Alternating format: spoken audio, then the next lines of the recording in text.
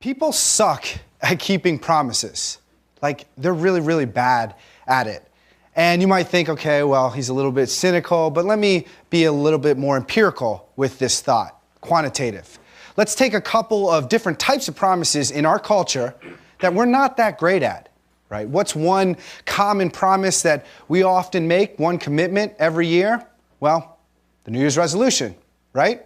40% of Americans make the New Year's resolution every year. And of this population, what percentage actually fulfills that commitment? Well, according to the Journal of Clinical Psychology from the University of Scranton, it's about 8%. 8 out of 100. Okay, so that's a common promise, but let's think of something a little bit more serious. A deep, deep promise that we have in life. Marriage, right? It's a huge commitment. You're literally committing the rest of your life to another individual. But if you look at the statistics behind it, about 40 to 50% of marriages end in divorce. And I'm not trying to be critical of other people. It's just a statistic, right? Now let's look at one final other area of promises, maybe an industry that is known for its promises, a factory of promises, right? Politics, politicians, constantly making promises. Well, if we look at the statistics behind that, PolitiFacts.com, Pulitzer Prize-winning website, looking at the promises made, kept, and broken for politicians. Well, look at GOP leaders. Right now, they're at about 38% of fulfilling their promises, and I'm not trying to give Obama an out. He's only at 45%. So we look at these three iconic cultural areas of promises, and we're not really doing that well. But you see, that's something you kind of already know intuitively, so that's not very interesting. What is interesting? Well, I think a more interesting question would be, why? Why are people so bad at keeping their promises? My name is Alex Sheen, and I am the founder of Because I Said I Would, a social movement and nonprofit organization dedicated to the betterment of humanity through promises made and kept. With supporters in over 150 different countries, I have seen a wide gambit of promises, and I study them, try to understand them and how they better this world. And I think when we look at that question, why do people suck at keeping their promises? There's a number that you might want to think about. It's 15,942. 15,942. This is the average number of words a person speaks in a given day. That's a lot. Now, this study was done by the University of Arizona, and it was done only on college students, so you could say the demographics are skewed slightly, but you get the point, right? There's a lot of words being said here. And with all those words that we're saying each and every day, how many of them are forward-looking, about the future? How many times in a day do you say, or do you hear someone say something like, oh yeah, I'll do that. Oh, I'm going to be there. Yeah, I'll show up. Oh, I promise, always, never. Oh, tomorrow. It's a lot. It's a huge number. And that number can be a problem. But the number alone, that's not the issue. There's something greater here at play. It's our memory. We have a terrible, terrible memory. A lot of people don't admit to this, and they don't think we do, because memories, they feel so real, but they're also constructed, meaning that we build memories. They're not always factually true. So let's think about how fallible and how horrible our memories are. Well, one of the memories that people often say are the most accurate are what are commonly referred to as flashbulb memories. Flashbulb memories are all those memories that happened in some very specific emotional period of time, right? It's those memories where it's like, I knew where I was on that day when that thing happened, right? And we say that these are the most accurate. That's how we feel at the very least. But what do studies show? Well, let's look at one of those flashbulb memory moments. When the Challenger spacecraft, when it exploded. For those who are adults at this time, this is something that we say we remember very deeply, exactly when it happened, where we were. In this tragedy, a crew of 6 and a high school teacher would die 74 seconds after liftoff. A study was done about memory at this time with about 106 students immediately after this incident, they were asked questions about where they were, what they were doing, things that are basic details that you would think you would remember in this flashbulb memory moment. 2.5 years later, those students were asked again those same questions to see how accurate their memory was in this emotional moment that we're supposed to have a reliable memory for. What percentage of them scored 0 out of 7 in the basic details of this questionnaire, of this interview? 25% of people couldn't remember a single thing, technically. And of people who could at least get 2 out of the 7 questions right, 50%. Only 50% of them could even get 2 of those questions right. The truth is, human memory is horrible. And now you might say, oh, well, he's just picking out one study. Well, they've done this with 9/11 also and other types of memory studies. But let me ask you right now a specific question that might show how faulty our memory is. Can you tell me what a nickel looks like? Can you tell me what a nickel looks like? Which way is the face pointing? Where is the year placed on it? What's on the back? How many windows are on the building? Is there even a building on the back of a nickel? You see, how many times have you seen a nickel? So many times. But we can't remember these things because we're just, quite honestly, not very good with details. And this actually affects how we think of promises. I mean, how many times have you been in a conversation, or I should say an argument with somebody, where you're like, I wish there was a camera plan because if there was, you would have heard I said I'll be there at 3 o'clock. No, you said you'd be there at 3:30. And you both swear it's the truth. And it's not that either one of you are lying. We just have a horrible memory. But that isn't the only problem. Memory isn't the only problem. And the number of words, that's not the only problem. Sometimes it's even word choice. The words we use to describe our promises, that statement of a promise, sometimes the promise is broken at the very mention of that combination of words. What do I mean by that? Well, sometimes our promises are so epic. They're almost too big, right? Almost unattainable in the way that we say them. And I think that we get a lot of that from movies.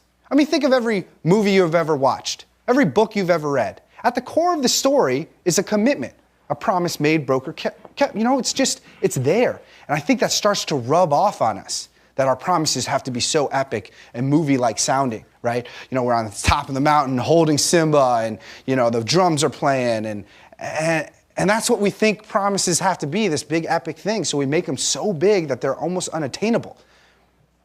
Well, life isn't a movie. And sometimes we need to be more particular with that word choice. Let me give you an example. I was giving a speech at a college. It wraps up. It's about the importance of a promise. And afterwards, college student comes up to me. And this girl with all this passion says, I know exactly what my promise is. I know exactly what it's going to be. I am going to win the Division III national championship because I said I would. And she says it that passionately. But then I stop her. I say, think about that. Actually, I'm actually sorry to even say this to you, but that is not a promise. Can you really promise that? The truth is, something like a national championship, there's so many external factors at play, right? Maybe the ref has a bad call. Maybe your best player rolls an ankle, can't play. You can't promise that because the definition of a promise is a statement telling someone you will definitely do something or something will certainly happen in the future. With all these external circumstances, how could you promise something will certainly happen? You can't. Because what she said to me was actually a goal. And there's a difference between a promise and a goal. Sometimes we confuse the two. You see, a promise, well, she could make a promise of learning all of the plays, studying the playbook. She could make a promise to show up to practice every day and on time. She could make a promise not to have unsportsmanlike conduct penalties. You can make those types of promises, and the truth is, it's the everyday promises, those little things we can control, that lead us to our goals. But sometimes we don't have the right word choice, and we need to think about that a little bit more. So let's say you are a computer, and you have the perfect memory, and then you think about your word choice very deeply. There's still another problem here. It's just simple motivation loss. It's kind of weird when you think about the timeline of a promise and the emotions that we have, because it goes up and down, right? And I kind of have this thought that I've been thinking about. I call it the two-people theory, okay? Now I want to put a little asterisk on this because it's not really a theory, it's a hypothesis. But theory sounds better for a TED Talk, right? It makes me sound smarter. In fact, we're going to call it the two-people theorem. That's even a little more punch to it, right? The two-people theorem. What is this? It's the thought that we really almost look like two different people at different points in a promise. What do I mean by that? Well, in the beginning, you're so passionate about this promise. You're going to be there for someone that needs you, okay? You're going to do what is right and stay committed. That's in the beginning. And then what, right? That emotion completely fades. It's like we are two entirely different people. If you could step away from the situation and just watch it play out, it's like you're crazy. It's weird. And, one person wants to make this promise, the other one doesn't want to show up. Two entirely different people. Now, if we understand that a little bit, that's a good thing, but how do we actually get better then? Well, I like analogies a lot. I like to think through problems with analogies, so I'm going to make an analogy right now, a scenario, okay? Let's say right now, pumping through these air vents, I've pumped in a virus, right? A virus that turns you into a zombie, okay? Turns you into a zombie just like you think a classic zombie is, right? You're insatiable for blood, you're going to attack people randomly, really bad stuff, right? In 24 hours, I tell you, from this moment, you're going to become a zombie, okay? But then I tell you, 24 hours after that, you are going to become normal again. All the effects will be reversed, and you'll be exactly who you are right now. So 24 hours from now, you become a zombie. 24 hours after that, you're back to normal. What would you do in that scenario? Realistically, think for a second, what would you do? Well, I ask a lot of people this question, just anecdotally, and I feel like we all kind of say the same thing. People say, you know what? I go home. I would tell everyone I love, go, leave, do not come around here. I want to save you. I want to protect you from who I'm about to become. Those people leave, and then what's the next step? You probably chain yourself up, right? Make sure that you don't hurt yourself. You don't hurt random strangers, right? You chain yourself to prevent that. What you're doing in this scenario is that you are forecasting your own weakness, and then you are taking preventative actions to prevent yourself from hurting others. Forecasting your weakness, taking actions so that when you become that second person, you don't hurt other people. Well, why don't we do this in real life? You're telling me we don't become two different people? Because if we make the promise and we break it, doesn't that break someone's heart? Someone that you love? Doesn't that hurt? So I think we need to build these chains. But this is a fictitious example. Zombies, right? That doesn't make any sense. What do we do in real life if we want to do this, to make these artificial chains? Well, I think one of the things you could do is you could write out that promise and you could share it through social media. Because think about that. We have all this emotion right now, but when we get into that weak spot, maybe sharing it with 500, 1,000 people will keep you to your promise. Because the truth is, we're a little egotistical, right? We're not about to let that many people down and make a fool of ourselves. Even in our weakest moments, we're not willing to do that. So this is just one example, but we got to really think about forecasting our weakness and making some change. And so in this example of this zombie, you go home, you tell everybody, and then you chain yourself up. There's a timeline. Really what we're doing in this scenario is making a plan. You've made a plan to protect people from being hurt from a broken commitment. But we don't very often do this when it comes to promise. Usually it just comes out of our mouth. Even my own, of course. You just say, oh yeah, I'll do that. We don't really plan. Humans actually have a very horrible perception of time. How much time it takes to do the 4 steps in sequence to fulfill a commitment. We just say, yeah, I'll do that. We don't think about the time. In fact, we have a phrase that I hear all the time, and it's almost like a motivational poster. You need to make time for what's important in life. You need to make time for what's important in life. I hate this phrase. You're going to make the time. Time cannot be made. Time cannot be made. It can only be reserved. It can only be marked, right? You can only adjust for your day and take all the little steps that it takes to fulfill your promise. You can only reserve time for that.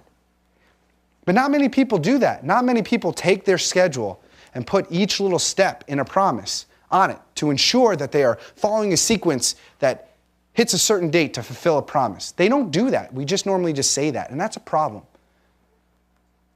If you want to be good with your promises, then you got to think through some of these problems of why we suck at keeping promises. To get better with your promises, be careful with your word choice. We say over 15,000 words in a day. Be careful with your word choice and remember to write those important promises down, because I assure you, you will forget what you actually committed to. And then you don't want to get in this argument with another person. Just write it down. Also create motivators that chain you to your promise. So when you're at your weakest moment, you still know you can do what is right, and create a plan. Don't just let it go to fate. Put steps into place and put those steps in your calendar so you follow them in sequence and you can fulfill your promise.